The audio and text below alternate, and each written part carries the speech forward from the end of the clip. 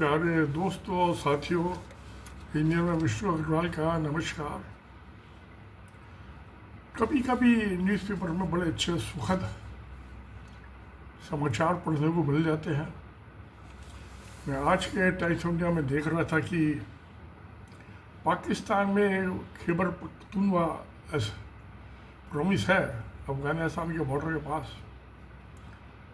तो पाकिस्तान में वैसे 4 प्रोविंस हैं, पंजाब, सिंध, खैबर पख्तूनख्वा और बलूचिस्तान।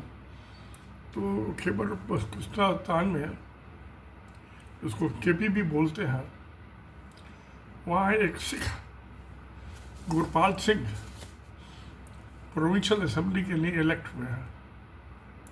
इलेक्शन का तो सब जगह अलग अलग सिस्टम होता है, मगर उसमें हर असेंबली में और नेशनल प्रोविंशियल असेंबली और नेशनल असेंबली में पाकिस्तान की जो रिलीजियस माइनॉरिटीज़ है, अल्पसंख्यक जो है, उनके लिए सीट रिजर्व है और महिलाओं के लिए, वुमेन के लिए सीट रिजर्व है, यानी कि जेंडर जस्टिस भी और रिलीजियस जस्टिस भी माइनॉरिटीज़ को दिया जा रहा है।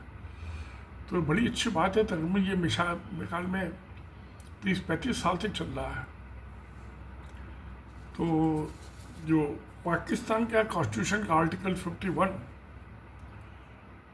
और 106 106 उसमें कम्युनल रिलीजियस बेस्ड माइनॉरिटीज़ के लिए रिजर्वेशन है और महिलाओं के लिए रिजर्वेशन है। बड़ी अच्छी बात है। जेंडर जस्टिस भी होना चाहिए और रिलीजियस भी होना चाहिए, क्योंकि मेजॉरिटी कंट्री में नहीं तो माइनॉरिटी का तो रहना मुश्किल हो जाएगा। जो हम इंडिया में देख रहे हैं, इंडिया में उनका caste, region, religion, language, gender के बेस पे किसी से कोई डिस्क्रिमिनेशन नहीं किया जाएगा। बड़ी अच्छी बात है। अगर आइडियल कंडीशन तो यही होनी चाहिए, मगर है नहीं।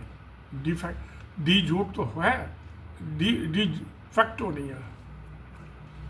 यहाँ तो रोज़ाना मेजॉरिटी कम्युनिटी, क्योंकि 140 करोड़ की आबादी में 120 करोड़ हिंदू हैं, तो रोज़ाना मस्जिदें तोड़ रहे हैं, कब्रिस्तान खोद रहे हैं, मस्जिदें खोद रहे हैं, शिवलिंग ढूंढ रहे हैं, और उसमें कुछ बजरंग दल है जैसे गौ रक्षक है, ये मुसलमानों का किसी न किसी बहाने लिंचिंग करते रहते हैं, उनकी हत्याएं करते रहते हैं। मॉब वायलेंस, भीड़ तंत्र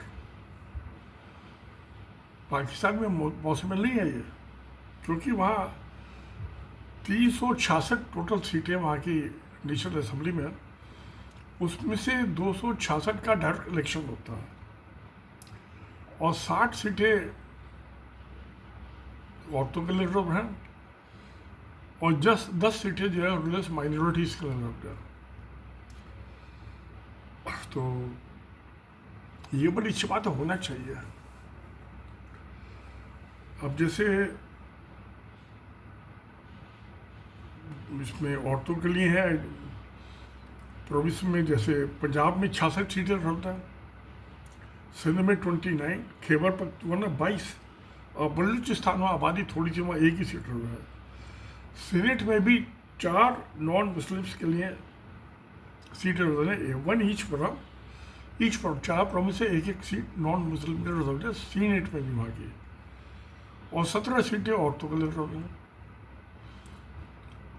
तो अब जब इलेक्शंस होते हैं, उसमें किस पार्टी को कितने % वोट मिले, कितनी सीटें मिले, उसके हिसाब से वो पार्टी जो है औरतों को नॉमिनेट करती है या माइनॉरिटीज़ को नॉमिनेट करती है। इनडायरेक्ट इलेक्शन कह सकते हैं, बोले इलेक्शन तो है।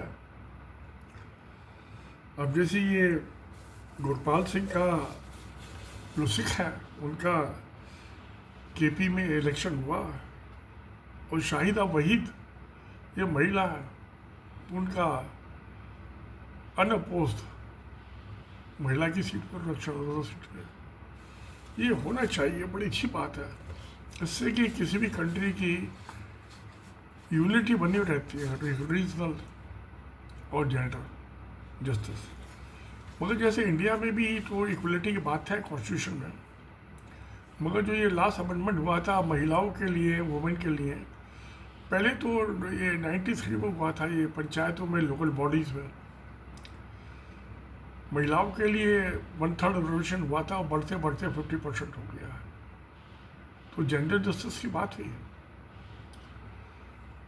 मगर उसमें शूट टाइप का था ये, बाकी किसी का रिजर्वेशन नहीं था। ओबीसी का भी अब देने की बात चल रही है, मगर अभी हुआ नहीं है, कुछ फर्टिलाइज नहीं हुआ। तो मैं समझता हूँ पाकिस्तान के कॉन्स्टिट्यूशन में बड़ी अच्छी बात है। ये हम बहुत बड़े आदर्श बना लें, आइडल्स बना लें, उससे काम नहीं चलने वाला। माइनॉरिटी की हत्याएं हो रही हैं। अब कनाडा में सिख जो था, निजर की हत्या कर दी इंडियन इंटेलिजेंस एजेंसी से। पन्नू की यूएस में हत्या करने की कोशिश की। दोनों यूएस, एक कनाडा का सिटीजन था, यूएस का सिटीजन था। तो जो फॉरेन सिटीजन है, उनके फॉरेन कंट्री में, उनके नेटिव कंट्री में उनकी हत्या की गई और गवर्नमेंट की जस्टिस कर रही है। तो मैं इसको देखता हूँ। अब जैसे ये बांग्लादेश में, वहाँ पर भी सांसद, जातीय संसद है, उसमें 270 सीटें हैं और 50 सीटें जो है औरतों के लिए उपलब्ध है, आउट ऑफ 270। तो 17-18% हो गई। मगर रिलीजियस माइनॉरिटीज़ के लिए बांग्लादेश की संसद में भी सीटें उपलब्ध है, और उसमें भी कुछ दे दे थोड़ा सा तो अच्छा ही है। बोले 17% वहाँ हिंदू हैं, उनको भी कुछ रिजर्वेशन दे दें। अब इंडिया में जो है बहुत सारी डिफरेंसेस हैं। एक तो language is matter then religion and nation. मगर जहाँ तक लैंग्वेज क्या है, उसी पे जो 1956 का ऑर्गेनाइजेशन ऑफ स्टेट्स एक्ट जो था, लैंग्वेज पे बेस करके बनाए गए स्टेट्स, तो वहाँ से उसी लैंग्वेज वाले स्टेट से इलेक्ट होके आते हैं लोकसभा में और स्टेट असेंबलीज में। तो लैंग्वेज के हिसाब से तो डी फैक्टो रिजर्वेशन हो गया। बेशक डी जरूर नहीं है, एक्चुअल है डी फैक्टो। और पार्लियामेंट में भी हो गया, तो वो उसी लैंग्वेज के तमिलनाडु से तमिल बोलने वाले स्पीकर्स आएंगे पार्लियामेंट में, केरला से मलयालम बोलने वाले, उड़ीसा से उड़िया बोलने वाले आएंगे। तो डी फैक्टो तो रिजर्वेशन हो गया लैंग्वेज पे बेस। मगर रिलीजियस या जेंडर नहीं हुआ। जेंडर तो अब जो 2029 के इलेक्शंस होंगे, उसके बाद के इलेक्शंस होंगे, तो उसमें लागू होगा। मगर जब हमने उसको इक्वलिटी की बात की और डिस्क्रिमिनेशन हमने कर दिया, उसको ब्रीच कर दिया, इंडियन कॉन्स्टिट्यूशन के जो आइडल थे, महिलाओं को रिजर्वेशन दे के पंचायती राज में 93 में, अर्बन डेवलपमेंट बॉडीज़ में, तो वो तो वही 93 में ब्रीच हो गया था। अब 29 के बाद इलेक्शंस होंगे, कॉन्स्टिट्यूशन में अमेंडमेंट हो गया, इम्प्लीमेंट भी होगा वो, तो वो भी हो जाएगा। तो फिर इसमें माइनॉरिटीज़ के लिए रिजर्वेशन कर देना चाहिए, जिससे ये मस्जिदें तोड़ना, ये गौ रक्षकों का मुसलमानों को मारना, बजरंग दल का ये दंगे फसाद करना मुसलमानों के खिलाफ, ये बंद हो सके। किसी भी सोसाइटी के लिए ये चीज़ अच्छी नहीं है, सिविलाइज सोसाइटी के लिए। और अगर वो नहीं करेंगे तो फिर डिवीज़न है, डिवीज़न तो होता है सोसाइटी में, कंट्री डिवाइड होते हैं, बेस पे भी होते हैं, लैंग्वेज पे बेस होते हैं।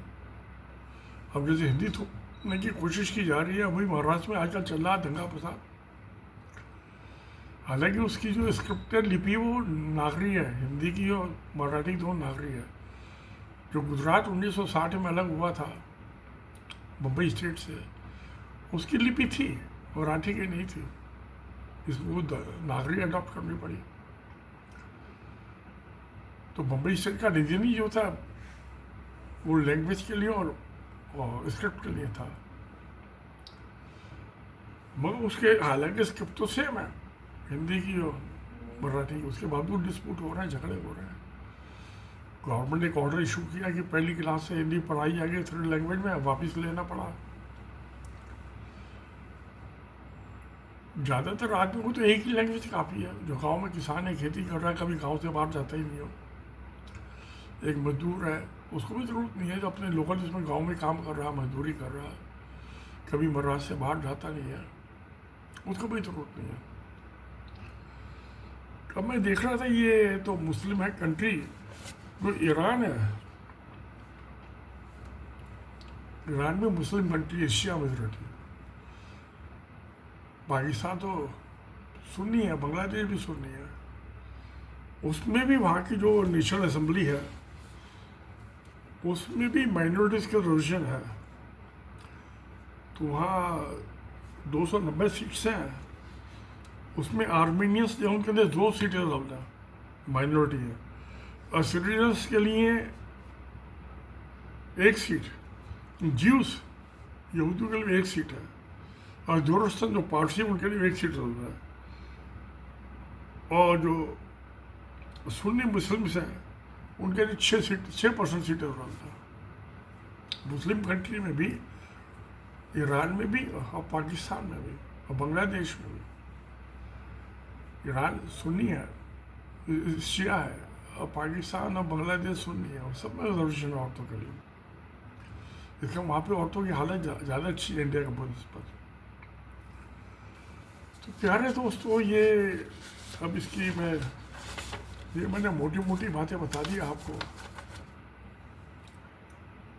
मैं सोचता हूँ इंडिया में भी माइनॉरिटीज़ का रिजर्वेशन होना चाहिए, जिससे पहले तो 1920 तक एंग्लो इंडियंस कम्युनिटी जो थे, जो क्रिश्चियन थे, उनके लिए सीट रिजर्व थी, 2 सीटें पार्लियामेंट में। वह 1920 में ख़त्म कर दी गई, 2020 में ख़त्म कर दी उसको। अब कोई रिजर्वेशन नहीं है क्रिश्चियंस के लिए।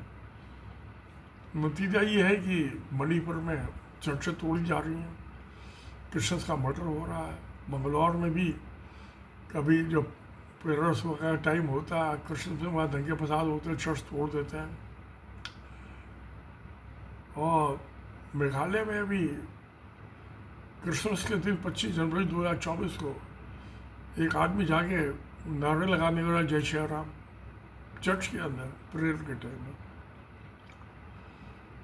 तो ये चीज़ें, इसको रोकने का एक ही इलाज है, नफरत की शादी को, कि ये कम्युनल बेस पे, रिलीज बेस पे रिजर्वेशन किया जाए पार्लियामेंट में और स्टेट की असम्बलीज में।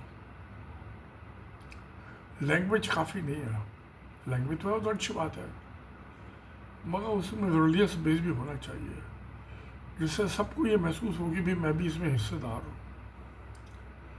तो खैर, ये मैंने मोटी मोटी बातें आपको बताई। बाकी मैं कमेंट बॉक्स में एक ही सब डिटेल्स लिख दूंगा, देखिए आपके क्या विचार है। आप भी कमेंट बॉक्स में अपने कमेंट्स दीजिए। अच्छी बात तो ये है कि हमें शांति रहे, सब भाईचारा रहे, ना कि मेजोरिटी कम्युनिटी जो है माइनॉरिटी कम्युनिटी को मारे कूटे, उस पर अत्याचार करें, उसको डराए धमकाए। जब उसका पार्लियामेंट में स्टेट असेंबली में रिप्रेजेंटेशन नहीं है तो भी यही होगा ना, और क्या होगा। ये तो सच्चाई यही है, तो सच्चाई है तो सत्यमेव जयते। नमस्कार, धन्यवाद।